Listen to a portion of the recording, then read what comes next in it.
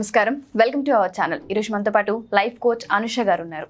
నమస్కారం అనుష గారు. నమస్తే. నాకు ఎప్పటి నుంచో ఒక డౌట్, మనం ఎపిసోడ్స్ చేస్తున్న ప్రతిసారి నేను అనుకుంటూ ఉంటా ఇలాంటి క్వశ్చన్ కూడా అడగాలి, తన నుంచి సజెషన్ ఏమైనా వస్తుందేమో అని ఎప్పటికప్పుడు అనుకుంటూనే ఉంటా. బట్ ఒక చిన్న క్వశ్చన్ ఏంటి అంటే, చాలా మంది మనం సంపాదిస్తున్నాం కానీ మన దగ్గర ఉండట్లేదు, నిలవట్లేదు అన్న ఇదిగా ఉంటుంటారు. ఎంత కష్టపడ్డా ఇంతే అని అంటుంటారు. కానీ కొంతమంది ఏం చెప్తారంటే, మనీకి ఒక ప్లానింగ్ అనేది ఉండాలి అంటారు. ఆ ప్లానింగ్ అనేది అన్ని చోట్ల వర్తిస్తుంది, కానీ మీరు మనీ విషయంలో కూడా ప్లానింగ్ అవసరం అంటారా? అంటే మనీ విషయంలో ఒక ప్లానింగ్ ప్రకారం మనం వెళ్ళాలా?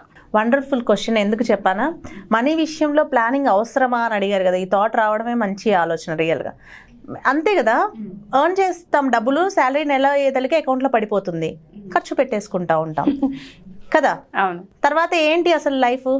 అసలు ఎందుకు సంపాదించాలనుకుంటున్నాము? ఇంత చాలా, ఇంకా కావాలా? ఎన్నో క్వశ్చన్స్ మనలో మనకే ఉంటాయి.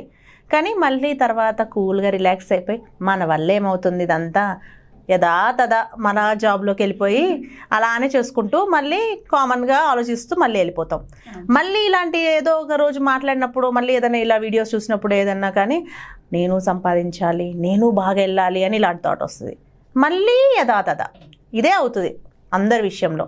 చాలామంది మనీ క్లాసెస్లో అటెండ్ అయినా, ఇంకా కూడా సెల్ఫ్ ఇంప్రూవ్మెంట్, సెల్ఫ్ ఎఫర్మేషన్స్ అన్ని కోర్సెస్లో చేరి కూడా కొంతమంది అద్భుతంగా వాళ్ళు అనుకున్నది సాధిస్తారు.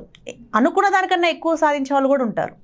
కానీ కొంతమంది ఏమైపోద్దంటే, ఆ క్లాసు అయిపోయిన తర్వాత మళ్ళీ నార్మల్ లైఫ్, మళ్ళీ వైఫ్తో గొడవలు పెట్టుకోవడము, మళ్ళీ పిల్లలతోటి అమ్మ నాకు ఇంత సంపాదన వస్తుంది సరిపోవట్లేదు అని చెప్పి బాధలు పడడము, ఇలా అంతటి మళ్ళీ అదే ఒక నెగిటివ్ లైఫ్ ఏదైతే ఉంటుందో వెనక్కి దాన్ని తిట్టుకుంటూ, దాన్ని బ్లేమ్ చేసుకుంటూ మళ్ళీ అయ్యో అది నా మీద అంత ఉపయోగించట్లేదు, నా వల్ల కావట్లేదు, మళ్ళీ అదే మాట. సో ఇలా నువ్వు వెళ్ళి వస్తూ ఉంటే ఎప్పటికీ కాదు, నువ్వు కన్ఫ్యూజ్డ్లో ఉన్నావు. ఓకే, మనీ ఎర్న్ చేయాలనే ఒక కన్ఫ్యూజన్ ఉంది నీలో.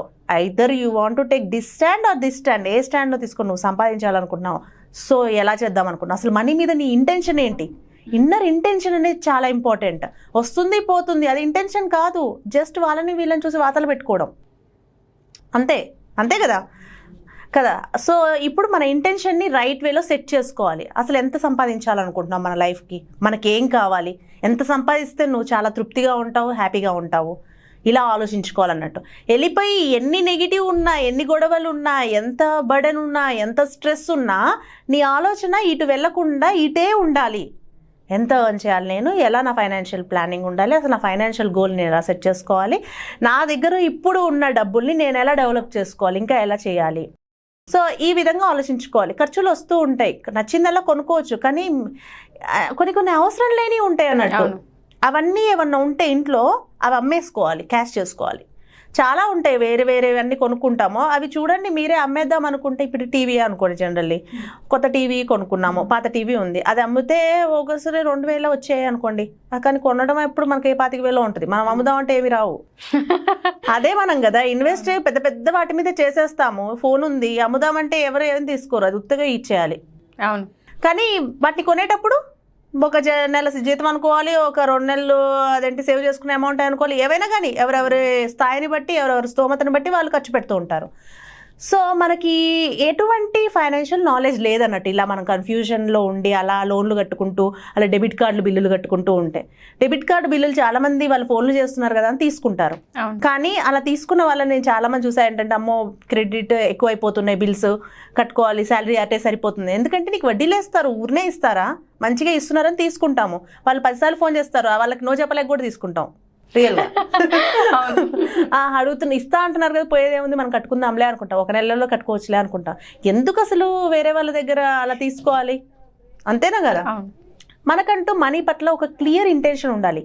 ఎంత ఎర్న్ చేస్తున్నాను, ఎంత ఖర్చు చేయాలి, ఎంత ఇన్వెస్ట్ చేయాలి, ఎంత సేవ్ చేసుకోవాలి, ఇలా మనకంటూ మనం కొన్ని టార్గెట్స్ పెట్టుకుంటే, మనీ టార్గెట్స్ పెట్టుకోవాలి. అలా పెట్టుకున్నప్పుడే మనం అనుకున్న అమౌంట్ని ఎర్న్ చేయగలుగుతాము. దానికోసం మన బిలీఫ్ సిస్టాన్ని మనం ఇంప్రూవ్ చేసుకోవాలి. మనీ పట్ల ఉన్న మన బిలీఫ్ సిస్టమ్. మీకు మనీ అంటే ఎటువంటి అభిప్రాయం ఉంటుంది మీరు చెప్పండి? అంటే మన అవసరానికి తీరుస్తుంది, ఉపయోగపడుతుంది అని ఎక్కువగా బిలీవ్ చేస్తూ ఉంటాం.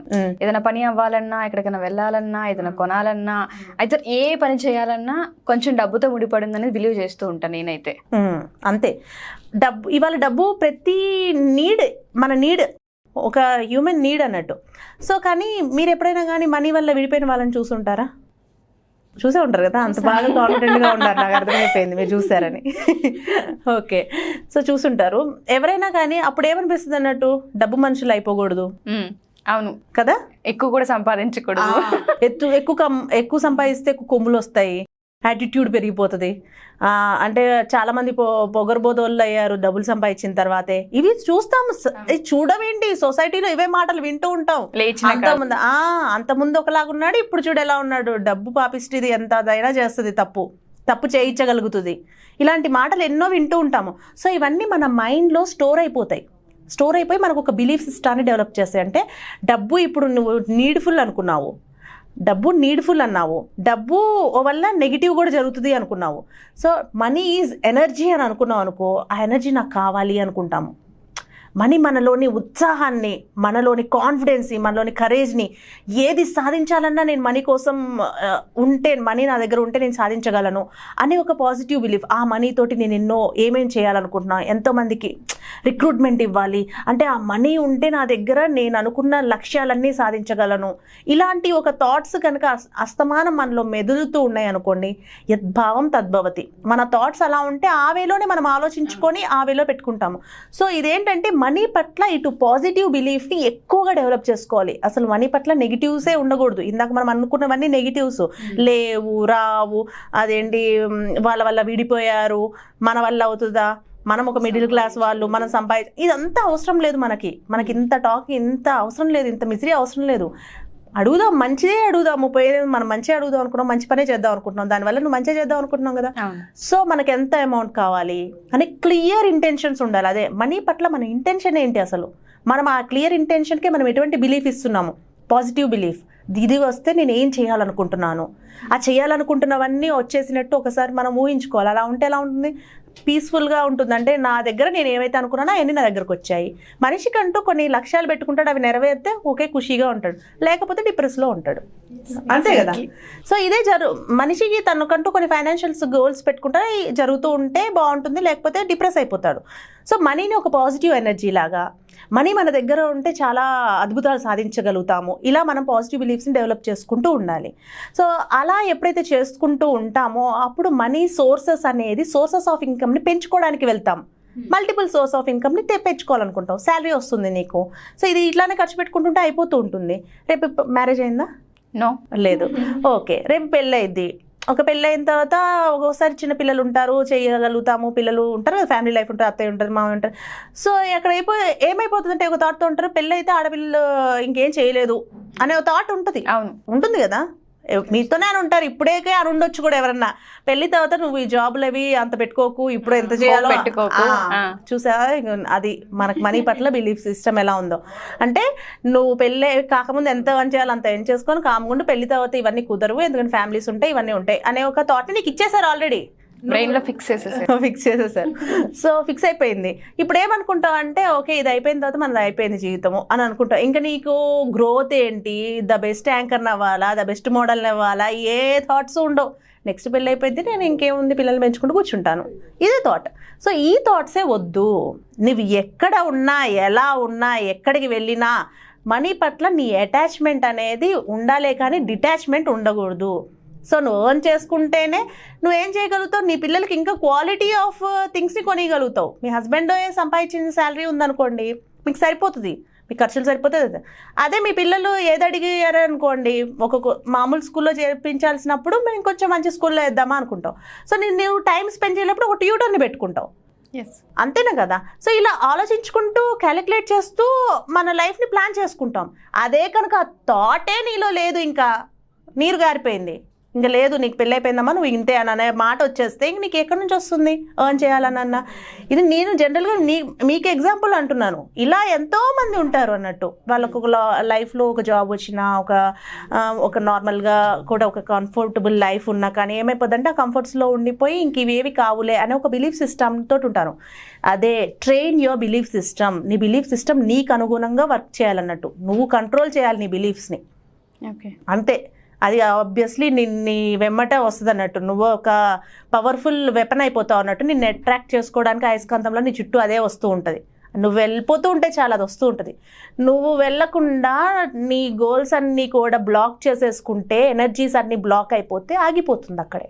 దిస్ ఈజ్ వాట్ మనీని మేనిఫెస్ట్ చేసుకోవాలంటే మనీ పట్ల మనకు కృతజ్ఞత భావమే ఉండాలి, మనీ పట్ల మనం ఇంకా సంపాదించాలనే పాజిటివ్ బిలీఫే ఉండాలి. ఈ గ్రాటిట్యూడ్ అండ్ బిలీఫ్ సిస్టమే మనీ ఫైనాన్షియల్లీ ఎవరైనా ఎర్న్ చేసిన వాళ్ళు ఫాలో అయ్యే రూల్. ఇది సక్సెస్ రూల్, వాళ్ళ రూల్.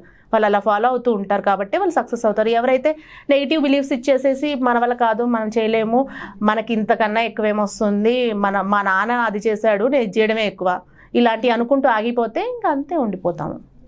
ఇప్పుడున్న జనరేషన్లో అయితే ఎక్కువ మంది ఇదే చెప్తూ ఉంటారు.